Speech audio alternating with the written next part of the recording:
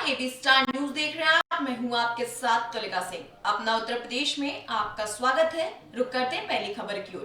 पहली खबर हमारी यूपी के भदोई से है, जहां सीएम योगी आदित्यनाथ ने एक कड़ा संदेश जारी किया है और उन्होंने विकास के रास्तों पर चलने को कहा है। उत्तर प्रदेश के मुख्यमंत्री योगी आदित्यनाथ ने भदोई से फसादियों को कड़ा संदेश देते हुए कहा कि नए साल में झगड़ा फसाद छोड़कर विकास के रास्ते पर चले। उत्तर प्रदेश ने शांति और सौहार्द का नया संदेश पिछली सरकारों के साथ दुनिया को दिया। उन्होंने कहा, हम सब ने शांति और सौहार्द कायम किया। 2020 विकास के साथ चुनौतियों से भरा वर्ष था, लेकिन कल से शुरू हो रहे नए वर्ष में विकास का आग्रही बनना होगा। मुख्यमंत्री योगी आदित्यनाथ ने यह बातें भदोई में एक्सपो मार्ट में लोकार्पण कार्यक्रम में सभा को संबोधित करते हुए कहा। इसके साथ ही उन्होंने कहा कि एक्सपो मार्ट विकास में बड़ी भूमिका निभाएगा। कालीन उद्योग को और प्रोत्साहन दिया जाएगा। वहीं उन्होंने कहा कि आजादी के बाद की सरकारों के एजेंडों में गरीब का विकास नहीं था, लेकिन मोदी जी ने गरीबों का विकास किया और उन्हें हर सुविधाएं दी जा रही है जिसकी उन्हें जरूरत है। यहाँ मुख्यमंत्री ने 200 करोड़ की योजनाओं का लोकार्पण भी किया और शिलान्यास किया। इसके साथ ही उन्होंने कई लाभार्थियों को मन से लाभ भी दिया। उत्तर प्रदेश के मुख्यमंत्री योगी आदित्यनाथ ने भदोई से फसादियों को कड़ा संदेश देते हुए कहा कि नए साल में झगड़ा फसाद छोड़कर विकास के रास्ते पर चले। उत्तर प्रदेश के शांति और सौहार्द का नया संदेश पिछली सरकारों के साथ दुनिया को दिया है। उन्होंने कहा कि हम सब ने शांति और सौहार्द कायम किया, जिससे 2020 विकास के साथ चुनौतियों से भरा वर्ष था, लेकिन कल से शुरू हो रहे नए वर्ष में विकास का आग्रही बनना होगा। मुख्यमंत्री योगी आदित्यनाथ ने ये बातें भदोई में एक्सपो मार्ट के लोकार्पण के दौरान कही। कार्यक्रम में सभा को संबोधित करते हुए उन्होंने ये बातें कही थी और इसके साथ ही उन्होंने कहा कि एक्सपो मार्ट विकास में बड़ी भूमिका निभाएगा। कालीन उद्योग को और प्रोत्साहन दिया जाएगा। साथ ही उन्होंने कहा कि आजादी के बाद की सरकार के एजेंडों में गरीब का विकास नहीं था, लेकिन मोदी जी ने गरीबों का विकास किया और उन्हें हर वो सुविधाएं दी जा रही हैं जिसकी उन्हें जरूरत है। यहाँ मुख्यमंत्री ने 200 करोड़ की योजनाओं का लोकार्पण भी किया और साथ ही शिलान्यास किया। इसके साथ ही उन्होंने कई लाभार्थियों को मंच से लाभ भी दिया। तो 2020 में कोरोना के बहाने ही सही लोग तकनीक से जुड़े और 2020 में कोरोना को परास्त करते हुए अयोध्या में मर्यादा पुरुषोत्तम भगवान श्री राम के भव्य मंदिर के निर्माण कार्य का शुभारंभ किया। प्रधानमंत्री मोदी जी के कर कमलों से इस कार्यक्रम का भी शुभारंभ हो जाता है। उत्तर प्रदेश ने दुनिया के सामने साबित किया है कि शांति और सौहार्द कहीं और से नहीं आएगी। हम सब पहल करके इसे स्थापित करेंगे और उत्तर प्रदेश ने शांति और सौहार्द का वो एक नया संदेश पिछली सरकारों को तो दिया ही दिया है, दुनिया को भी दिया है। हम सब अब विकास के लिए आग्रही बनेंगे, झगड़ा फसाद के लिए नहीं बनेंगे। अगली खबर हमारी भदोई से है, जहां पर सपा कार्यकर्ताओं ने एक्सपो मार्ट के लोकार्पण के दौरान जमकर धरना प्रदर्शन किया। धरना प्रदर्शन के दौरान योगी आदित्यनाथ यूपी के भदोई में मुख्यमंत्री योगी आदित्यनाथ के द्वारा कॉर्पोरेट एक्सपो मार्ट का लोकार्पण करने के विरोध में समाजवादी पार्टी के नेताओं और कार्यकर्ताओं ने प्रदर्शन किया। सपा नेताओं का कहना है कि इस मार्ट का लोकार्पण पूर्व मुख्यमंत्री अखिलेश यादव अपने कार्यकाल में कर चुके हैं। ऐसे में दोबारा लोकार्पण करना गलत है। भदोई में कालीन उद्योग को बढ़ावा देने के लिए कॉर्पोरेट एक्सपो मार्ट का निर्माण कराया गया है। मुख्यमंत्री योगी आदित्यनाथ के द्वारा इस मार्च का लोकार्पण किया गया। लोकार्पण को लेकर समाजवादी पार्टी और भारतीय जनता पार्टी अब आमने सामने है। सपा के भदोई के पूर्व विधायक जाहिर बेग के नेतृत्व में सपा के कई नेताओं और कार्यकर्ताओं ने भदोई में प्रदर्शन किया है। सपा नेताओं का कहना है कि पूर्व मुख्यमंत्री अखिलेश यादव ने अपने कार्यकाल में कॉर्पोरेट एक्सपो मार्ट का लोकार्पण कर दिया था, लेकिन उसके बाद भी अब दोबारा मुख्यमंत्री योगी आदित्यनाथ ने मार्च का लोकार्पण किया, जो पूर्णतः गलत है। आपको बता दें कि लोकार्पण को लेकर अखिलेश यादव ने भी ट्वीट किया था। उत्तर प्रदेश के मुख्यमंत्री योगी आदित्यनाथ ने कॉर्पोरेट एक्सपो मार्च का लोकार्पण किया, जिसको लेकर सपा में खलबली मच गई है। समाजवादी पार्टियों के नेता और कार्यकर्ता ने जोरदार प्रदर्शन किया। सपा नेताओं का कहना है कि इस मार्च का लोकार्पण पूर्व मुख्यमंत्री अखिलेश यादव जी अपने कार्यकाल में कर चुके हैं। ऐसे में दोबारा लोकार्पण करना गलत है। भदोही में कालीन उद्योग को बढ़ावा देने के लिए कॉर्पोरेट एक्सपो मार्च का निर्माण कराया गया। वहीं मुख्यमंत्री योगी आदित्यनाथ के द्वारा कल इस मार्च का लोकार्पण भी किया गया, जो लोकार्पण को लेकर समाजवादी पार्टी और भारतीय जनता पार्टी अब आमने सामने है। वहीं सपा के पूर्व विधायक जाहिद बेग के नेतृत्व में सपा के कई नेता और कार्यकर्ता ने भदोही में प्रदर्शन भी किया। सपा नेताओं का कहना है कि पूर्व मुख्यमंत्री अखिलेश यादव ने अपने कार्यकाल में कॉर्पोरेट एक्सपो मार्च का लोकार्पण कर चुके थे, लेकिन उसके बाद भी अब दोबारा मुख्यमंत्री योगी आदित्यनाथ ने लोकार्पण किया, जो पूर्णतः गलत है। आपको बता दें कि लोकार्पण को लेकर अखिलेश यादव ने भी ट्वीट किया था। आज जो है हम लोग को जानकारी हुआ कि मुख्यमंत्री योगी नाथ जी कारपेट मार्ट का लोकार्पण करने आ रहे हैं, जबकि पूर्व मुख्यमंत्री अखिलेश यादव जी ने इसका शिलान्यास भी कराया था और लोकार्पण भी 30/12/2016 कर दिया गया था। और इसके बाद दोबारा लोकार्पण करना ये संविधान विरोध है और नैतिकता विरोध है। आज आप देख रहे हैं ओवरब्रिज के नीचे सर्विस लेन खराब है, नहीं बनवा रहे हैं। गजिया का ओवरब्रिज माननीय अखिलेश यादव जी बनवाया था, आज तक पूरा नहीं करा रहे हैं। बनवाई थी मिर्जा 4 लेन, अभी पूरा नहीं करा रहे हैं। रोडवे बस स्टेशन हमारे कार्यकाल में लगभग बनकर तैयार हो गया था, अभी चालू नहीं करा रहे हैं। 100 का अस्पताल माननीय अखिलेश यादव जी कार्यकाल में मैं विधायक था, बनकर तैयार है, अभी इसको चालू नहीं करा रहे हैं। भदोही से जो बाबर 4 लेन, ये भी माननीय अखिलेश यादव ने कराया था। और जो काम हमने कराया, माननीय अखिलेश यादव ने कराया है, उसका सिर्फ पत्थर लगा रहे हैं। जो परंपरा माननीय मुख्यमंत्री योगी नाथ जी कर रहे हैं, लोकतंत्र में 5 साल के लोग आते हैं, 5 साल के बाद आप चले जाएंगे। जनता भदोही की देख रही है, किसने बनाया था, कितने पैसा लाया था, किसने कार्यकाल में बना था। आपके हटने के बाद ये पत्थर जनता खुद ब खुद तोड़ के फेंक देगी, कोई रोकने वाला नहीं रहेगा। अगली खबर हमारी यूपी के बुलंदशहर से है, जहां 10वीं के क्लास छात्र ने अपने साथी की गोली मारकर हत्या कर दी है। हत्या का मामला भी कुछ पता नहीं चला है, लेकिन यूपी के बुलंदशहर में मामूली विवाद में 10वीं के छात्र ने अपने साथी की गोली मारकर हत्या कर दी। छात्र ने क्लासरूम में घटना को अंजाम दिया और बताया जा रहा है कि दोनों ही छात्र नाबालिग हैं और आरोपी ने मामूली लड़ाई में अपने फौजी चाचा की लाइसेंसी पिस्टल से घटना को अंजाम दिया। फिलहाल पुलिस ने आरोपी को गिरफ्तार कर मृतक के शव को पोस्टमार्टम के लिए भेज दिया है और आगे की कार्रवाई शुरू कर दी है। यूपी के बुलंदशहर में मामूली विवाद में 10वीं के छात्र ने अपने साथी छात्र की गोली मारकर हत्या कर दी। छात्र ने क्लासरूम में घटना को अंजाम दिया और आपको बता दें कि दोनों ही छात्र नाबालिग हैं और आरोपी ने मामूली लड़ाई में अपने फौजी चाचा की लाइसेंसी पिस्तौल से इस घटना को अंजाम दिया है। फिलहाल पुलिस ने आरोपियों को गिरफ्तार कर मृतक के शव को पोस्टमार्टम के लिए भेज दिया है और आगे की कार्रवाई शुरू कर दी है।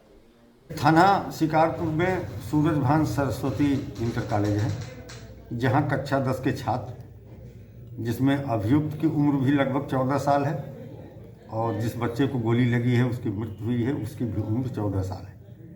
बताया गया है कि कल क्लास में बैठने को लेकर दोनों के बीच में कुछ कहासुनी हुई थी। इसी बात को लेकर के अभियुक्त छात्र सनी, जो 14 वर्ष का है, अपने चाचा जो फौज में नौकरी करते हैं, घर आए हैं छुट्टी पे, उनकी लाइसेंसी पिस्टल रिवॉल्वर चुरा के लाया और क्लास में उसने दूसरे छात्र टार्जन को गोली मार दी। अगली खबर बहराइच से है, जहां परीक्षा में विजयी छात्र छात्राओं को सम्मानित किया जा रहा है। विजयी छात्र छात्राओं को युवा गान शक्ति संगम का समारोह आयोजित कर सम्मानित किया जा रहा है। वहीं सांसद कैसरगंज ब्रिजभूषण शरण सिंह के जन्म दिवस के उपलक्ष्य में जेल रोड स्थित गुनार्ड लॉन में TDSI परीक्षा में प्रतिभाग करने वाले विजयी छात्र छात्राओं के सम्मान हेतु आयोजित युवा ज्ञान शक्ति संगम समारोह को संबोधित करते हुए मुख्य अतिथि प्रदेश के सहकारिता मंत्री श्री मुकुट बिहारी वर्मा ने कहा कि शिक्षा के क्षेत्र में सांसद कैसरगंज की एक विशिष्ट पहचान है। उन्होंने कहा कि मात्र कैसरगंज और गोंडा ही नहीं बल्कि संपूर्ण पूर्वांचल में सांसद श्री सिंह की पहचान एक शिक्षक एम्बेसडर की है। श्री वर्मा ने सांसद श्री सिंह का शिक्षा के प्रति लगाव इस बात से जाहिर की है उन्होंने अपने जन्मदिन को मेधावी छात्र छात्राओं के नाम समर्पित कर दिया है और यह सिलसिला निरंतर 19 वर्ष से जारी है। युवा ज्ञान शक्ति समारोह को संबोधित करते हुए जिलाधिकारी शंभू कुमार ने कहा कि निर्धारित लक्ष्य को प्राप्त करने में आने वाली असफलताओं से कतई हताश और निराश न हो, बल्कि उसी असफलता से सीख लेते हुए आगे बढ़े और लक्ष्य को प्राप्त करें। जिलाधिकारी श्री कुमार ने अपने अनुभव को साझा करते हुए मौजूद छात्र छात्राओं का आह्वान किया है समय का मूल्य समझें और उसे कतई जाया न करें। सांसद बृजभूषण शरण सिंह ने छात्र छात्राओं का आह्वान किया है कि सफलता के लिए जरूरी है कि पहले लक्ष्य तय करें, फिर तन मन से उसे हासिल करने की दिशा में कठोर परिश्रम करें। रास्ते में आने वाली असफलता से कभी भी विचलित न हो, बल्कि उससे सीख लेकर आगे बढ़ें। सांसद श्री सिंह ने छात्र छात्राओं का आह्वान किया कि हमेशा अपनी सोच को सकारात्मक रखें और जिलाधिकारी द्वारा दिखाए गए पथ संकेत पर आगे बढ़ें। कार्यक्रम को भाजपा प्रदेश उपाध्यक्ष पद्म सिंह चौधरी, पयागपुर विधायक सुभाष त्रिपाठी, पूर्व मंत्री सदर विधायक श्रीमती अनुपमा जायसवाल, डॉक्टर प्रज्ञा त्रिपाठी सहित अन्य लोगों को भी संबोधित कर युवाओं का उत्साहवर्धन किया। इसका उद्देश्य ये है जो स्वामी विवेकानंद जी ने कहा था, बलवान बनो, गुणी बनो, साहसी बनो, यही इसका उद्देश्य है। और हम लोग अपना अनुभव शेयर करते हैं बच्चों से और कुछ गेस्ट हम लोग बुलाते हैं, हर जगह गेस्ट बुलाते हैं जो सफल व्यक्ति हैं। जैसे इस समय IAS होना सफलता का द्योतक माना जाता है, इसलिए हम लोग उनका लेक्चर कराते हैं, उनका अनुभव जो है बच्चों को करते हैं, अपना अनुभव बच्चों को करते हैं। और यही है कि हमारे बच्चे जो है देवीपाटन मंडल के बच्चे जो है ये दुनिया की जो रफ्तार है इसमें कहीं पीछे ना रह जाए, इसके पीछे यही उद्देश्य है। कितने वर्षों से परीक्षा कराई जा रही है? 20 साल हो गया। अच्छा, 20 साल से लगातार ये परीक्षा प्रतिभा खोज की चल रही है। वर्तमान समय में 6 जिले में ये परीक्षा होती है और 3 ग्रुप में ये परीक्षा होती है। एक जूनियर ग्रुप बनता है, एक मिडिल ग्रुप बनता है, एक सीनियर बनता है। और सारे बच्चों को जो प्रथम स्थान प्राप्त करते हैं उनको मोटरसाइकिल दी जाती है। सेकंड स्थान प्राप्त करने वाले को 21,000 दिया जाता है। थर्ड स्थान प्राप्त वाले को 16,000 दिया जाता है। फिर कुछ कंसोलेशन प्राइज दिया जाता है। फिर तहसील की मेरिट बनती है, उनको भी पुरस्कार दिया जाता है।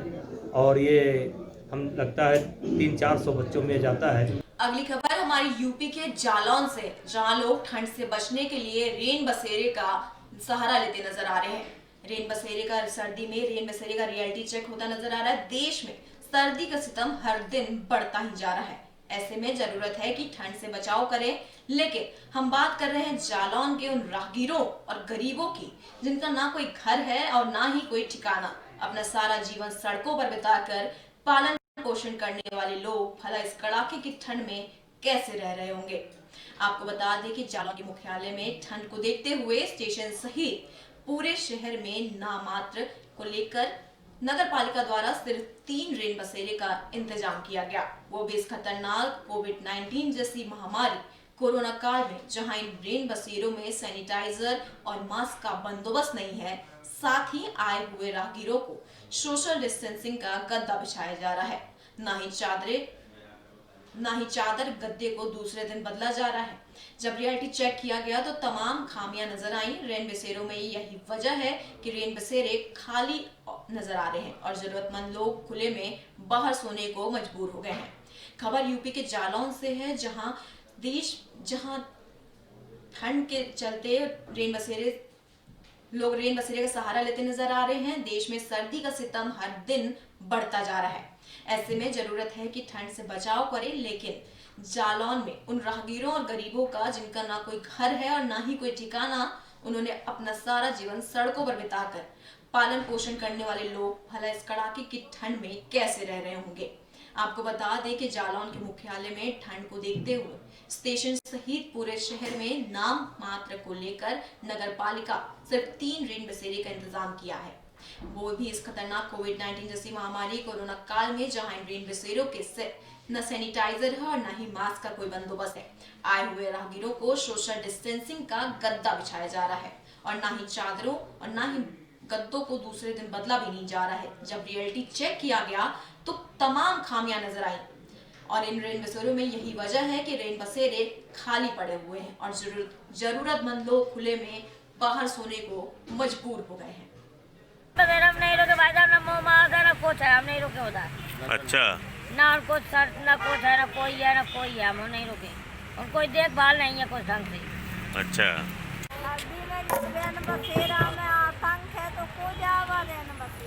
अच्छा, काय का आतंक है? कौन है उधर? क्या आतंक है? तो कब से हो तो आप यहाँ पे? अच्छा, अच्छा, तो रेन बसेरे में कोई रहने नहीं दे रहा है? कोई रहने नहीं दे रहा उधर पे सही से? अच्छा। अगली खबर हमारी कासगंज से है, जहां एक युवक की पुरानी रंजिश के चलते गोली मारकर हत्या कर दी गई है।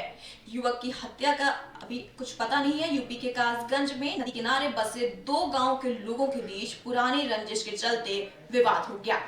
इसी विवाद में दिन दहाड़े युवक की गोली मारकर हत्या कर दी गई।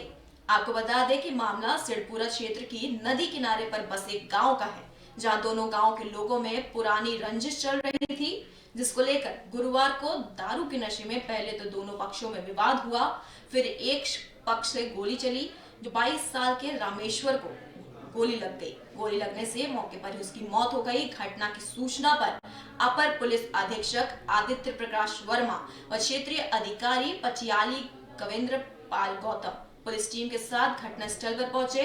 फिलहाल पुलिस ने मृतक के शव को कब्जे में लेकर पोस्टमार्टम के लिए भेज दिया है। जानकारी के मुताबिक इसी रंजिश के चलते पूर्व में भी एक मर्डर हो चुका है। फिलहाल सुरक्षा व्यवस्था के लिए दोनों गांवों के बीच पुलिस टीम तैनात कर दी गई है। वहीं यूपी के कासगंज में रामेश्वर को गोली लग गई, जो कि 22 साल के थे।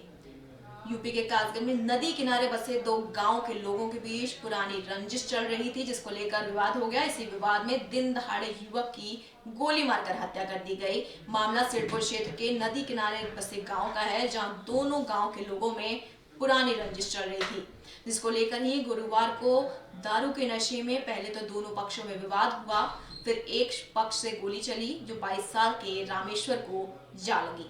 गोली लगने से मौके पर उसकी मौत हो गई। घटना की सूचना पर अपर पुलिस अधीक्षक आदित्य प्रकाश वर्मा और क्षेत्रीय अधिकारी पटियाल गवेंद्र पाल गौतम पुलिस टीम के साथ घटनास्थल पर पहुंचे, जिसके बाद पुलिस ने मृतक के शव को कब्जे में लेकर पोस्टमार्टम के लिए भेज दिया है।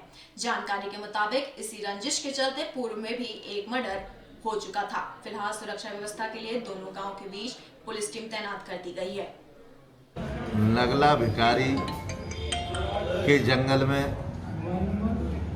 नगला भिकारी के ब्रजेश सन ऑफ रामेश्वर, उम्र लगभग 22 वर्ष, इसकी गोली मारकर हत्या कर दी गई है। संज्ञान में ये आया है कि दारू पी के इनमें झगड़ा हुआ है और उसी में ये पुरानी रंजिश के कारण गोली मारी गई है।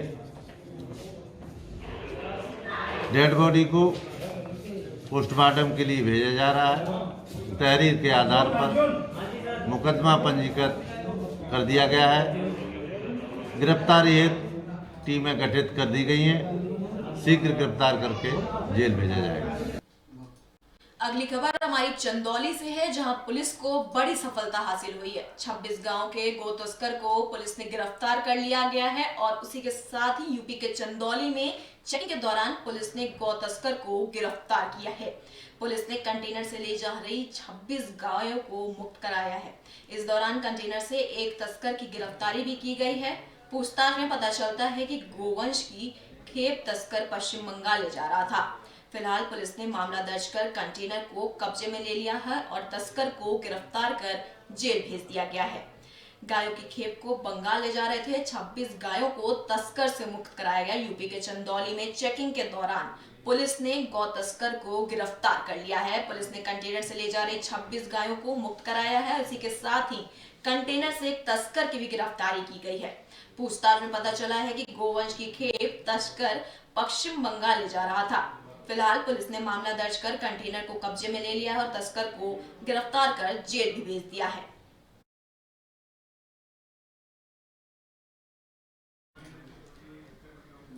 अगली खबर हमारी यूपी के हरदोई से है, जहां एक चौकीदार की आग तापते वक्त मौत हो गई।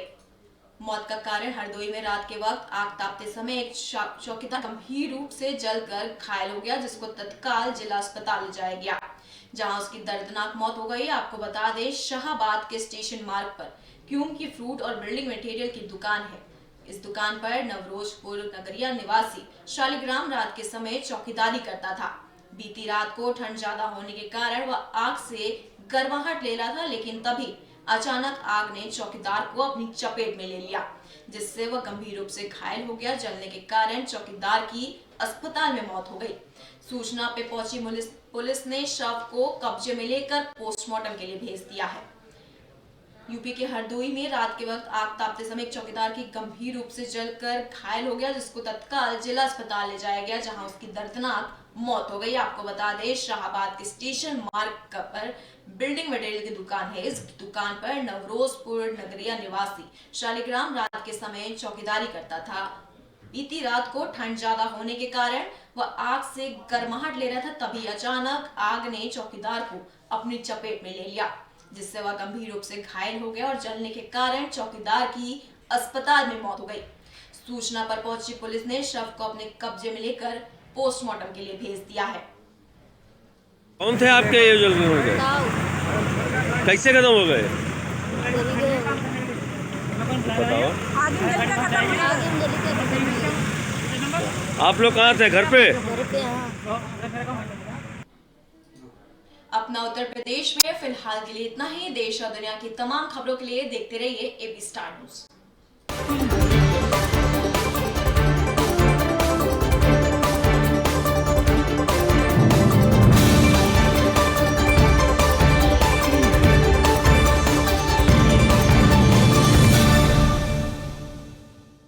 एबी स्टार न्यूज की ओर से आप सभी देशवासियों को नववर्ष की हार्दिक शुभकामनाएं। संजय मौर्य, ग्राम प्रधान और युवा समाज सेवी, तिलौरी ब्लॉक चकिया, जिला चंदौली, उत्तर प्रदेश की तरफ से सभी देशवासियों को नववर्ष 2021 और 26 जनवरी की हार्दिक शुभकामनाएं। मैं अनुज अग्रवाल, टीटीआई इंडिया निकट मेस्टिक सिनेमा किडनी बाग शाहजहांपुर की ओर से सबसे पहले तो एबी स्टार न्यूज़ एवं साथियों को नववर्ष की हार्दिक शुभकामनाएं एवं सभी देशवासियों को, प्रदेशवासियों को, जनपद वासियों को नववर्ष की हार्दिक शुभकामनाएं। आप सबका आने वाला नया वर्ष 2021 मंगलमय हो, सबकी यही कामना है।